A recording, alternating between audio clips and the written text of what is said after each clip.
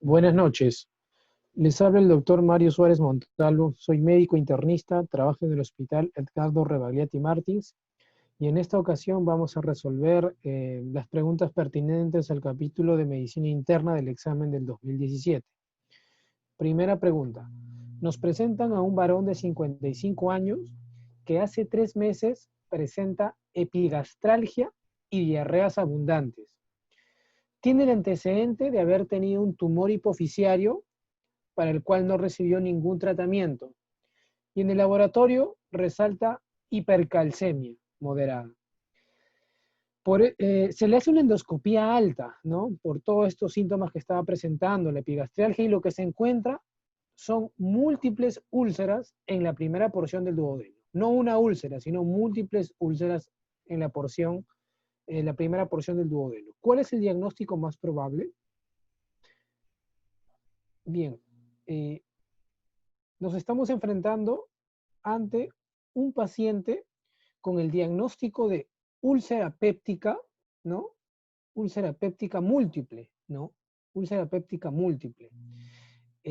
Acá la respuesta correcta, ustedes recordarán el clásico síndrome de Zollinger-Ellison, que es básicamente la presencia de un tumor secretor de gastrina llamado gastrinoma, ¿no?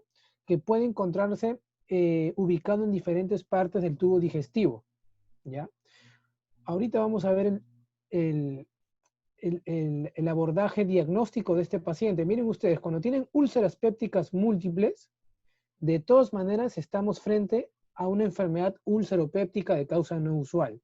Recuerden que la enfermedad úlceropéptica, la causa más, que es la causa más frecuente de hemorragia digestiva, ¿no? Es causada principalmente por el Helicobacter pylori, también puede ser causada por las famosas úlceras de estrés como la úlcera de Cushing, del gran quemado, la úlcera de Curly, del té grave, ¿no? Predisposición a los AINES, ¿no? Pero esas son causas usuales de úlcera péptica. Acá estamos entre una presentación inusual, porque no es común encontrar múltiples úlceras pépticas, como en el caso de nuestro paciente. Entonces acá tenemos que ir pensando en algunos fármacos que no nos dice la pregunta, si el paciente ha recibido algún tipo de radioterapia, que tampoco la pregunta nos ayuda mucho en esto, si el paciente es consumidor de cocaína, ¿no? Por disminución de la perfusión a nivel de la mucosa gástrica se puede predisponer a daño de la mucosa y por consiguiente numerosas úlceras pépticas, ¿no? Gastroenteritis eosinofílica que no vendría al caso, infiltrativas, pero acá lo importante es que además de las úlceras pépticas, el paciente también tiene diarrea crónica, ¿no? Y cuando nosotros tenemos este binomio, úlcera péptica más diarrea crónica, necesariamente nosotros tenemos que pensar en síndromes de hipersecreción gástrica, ¿ya? Y dentro de los síndromes de hipersecreción gástrica, tenemos uno de los clásicos de la medicina, los tumores neuroendocrinos, ¿no? Los tumores neuroendocrinos que competen al aparato digestivo pueden corresponder al síndrome carcinoide, ¿no? Perdón, el tumor carcinoide que puede producir el síndrome carcinoide, ¿no? Un tumor carcinoide es un tumor endocrino que cuando da metástasis hepática puede producir el famoso síndrome carcinoide, ¿no? Que consiste pues en flushing, ¿no? En hipotensión, ¿no? Rubicundez, etc. Un bipoma o síndrome de Werner-Morrison, un bipoma es un tumor secretante de péptido intestinal vasoactivo, el cual básicamente te va a producir una diarrea secretora, más no las úlceras pépticas, no hay actividad de la gastrina. Pero el gastrinoma, también llamado síndrome de Zollinger-Ellison, justamente la entidad que te puede producir este binomio, ¿no? Úlceras pépticas y diarrea crónica. Entonces, el síndrome de Zollinger-Ellison fue descubierto por el mismo médico que lleva su nombre en el año 1955 y se trata de tumores únicos o múltiples productores de gastrina, ¿no? Los denominados gastrinomas. Acá hay algo interesante, que nuestro paciente nos dice que tenía el antecedente de un tumor hipoficiario. Pues bien, el síndrome de Soline-Ellison puede estar asociado a las famosas neoplasias endocrinas múltiples, precisamente la tipo 1, que es la más frecuente, y que consta de tumor paratiroideo, tumor pituitario, ¿no? Y tumores gastrointestinales, entre ellos lipoma, insulinoma o gastrinoma, ¿no? La localización más frecuente, que corresponde también a la pregunta, duodeno. Le sigue páncreas, pero también se puede ver en lugares extradigestivos, ovarios, hígado, miocardio, pulmón, ya está en ganglios linfáticos, ¿no? La triada de Gibril se describe diarrea, dolor abdominal, ¿no? Producido por las úlceras pépticas múltiples, ¿no? Refractarias al tratamiento, y pérdida de peso, pérdida de repeso. El dosaje de gastrina, ¿no? Es la prueba, la prueba diagnóstica que nos va a ayudar justamente a estudiar este famoso síndrome, ¿no? Y después vendrán otras pruebas más sofisticadas. Siguiente pregunta. ¿Cuál es la vía de ingreso más frecuente de los agentes de sustancias industriales peligrosas? Bueno, es una pregunta, es puntual, no siempre va a ser en estos trabajadores que se exponen justamente a estas sustancias, va a ser, la respuesta es inhalatoria, ¿no? Inhalatoria de los agricultores puede ser cutánea, ¿no? Muy bien. ¿Cuál de los siguientes hallazgos es compatible con síndrome nefrótico? Bueno, el síndrome nefrótico, recuerden ustedes que el síndrome nefrótico tiene criterios diagnósticos y básicamente se caracteriza por secretar proteína en orina, una proteinuria mayor a 3.5 gramos, ¿ya? Más de 3.5 gramos. Ahora, recuerden que los valores normales, ¿no? De proteína en orina van hasta 150 miligramos en 24 horas, ¿no? Y hay dos tipos de proteína en orina, la proteinuria glomerular y la proteinuria tubular. La proteinuria tubular es básicamente la que consta de la famosa proteína de Tarm-Horstmann, ¿verdad? Que es la proteína por la cual el epitelio se va descamando y es usual o normal encontrarla, ¿no? Pero la proteína glomerular, ¿no?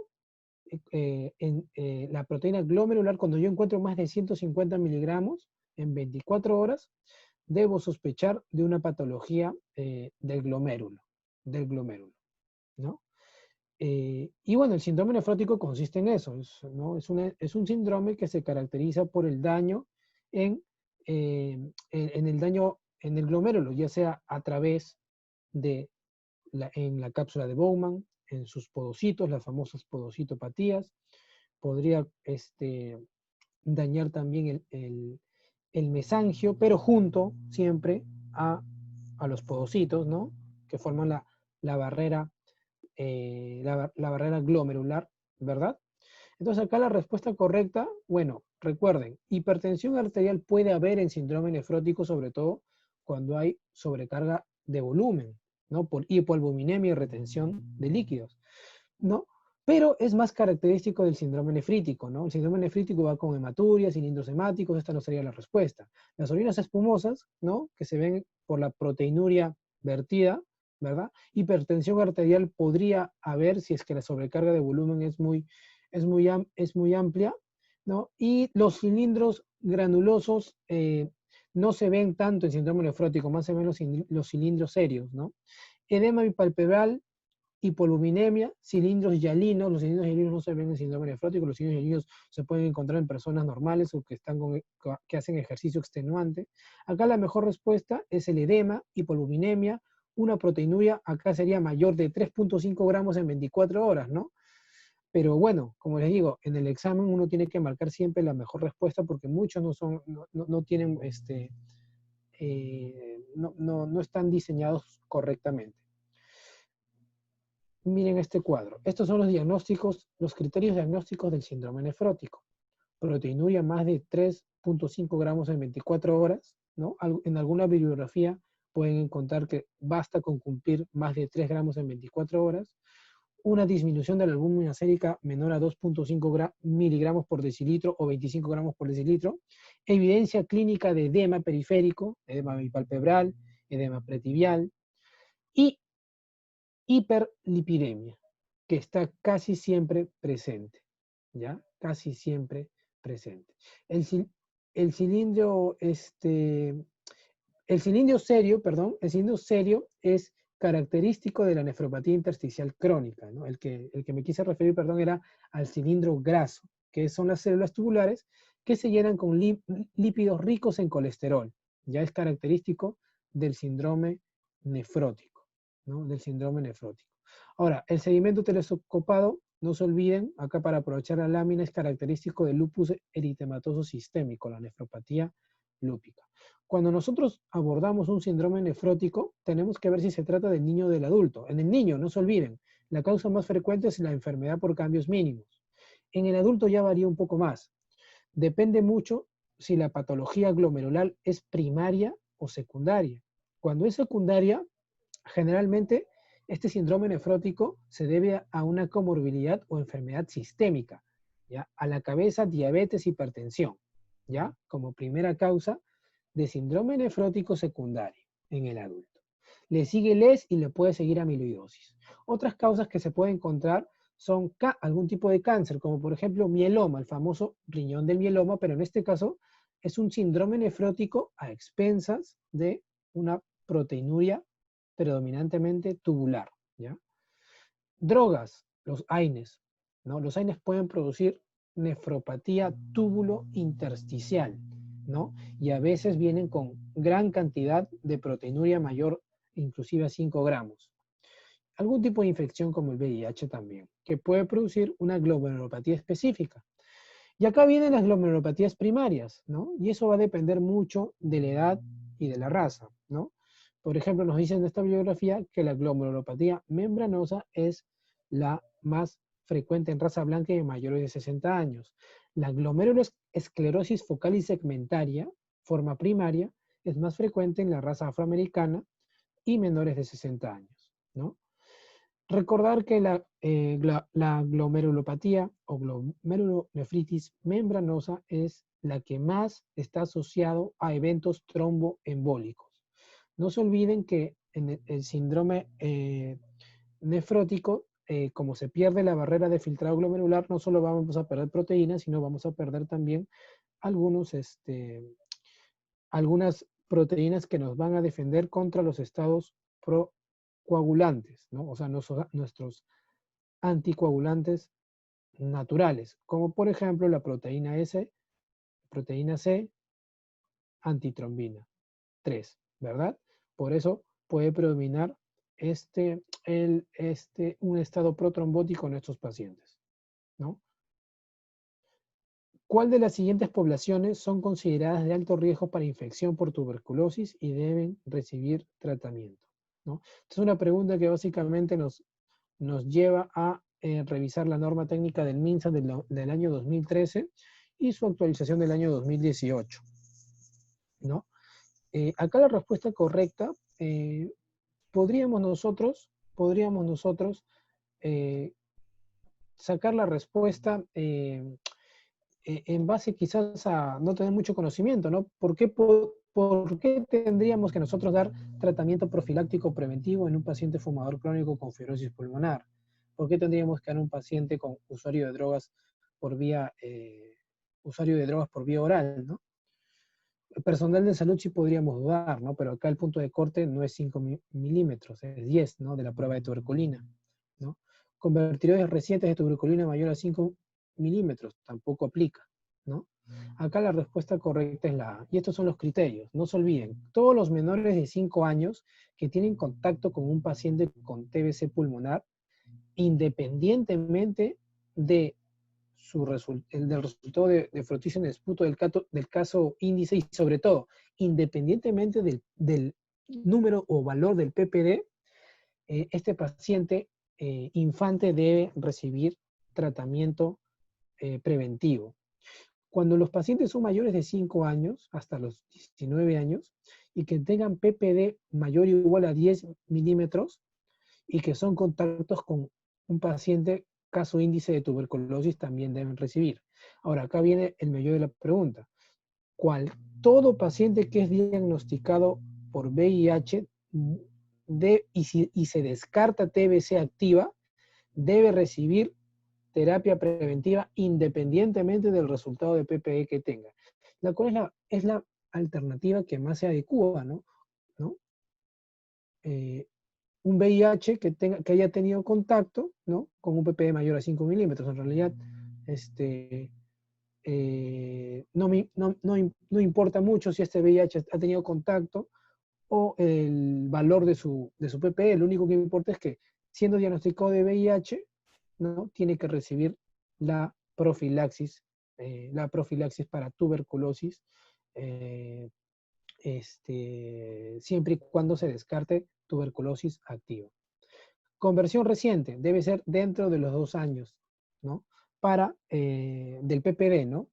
Para trabajadores de la salud y personas que atiendan poblaciones privadas de su libertad. Muy bien. ¿Cómo es la terapia preventiva para la tuberculosis en nuestro país?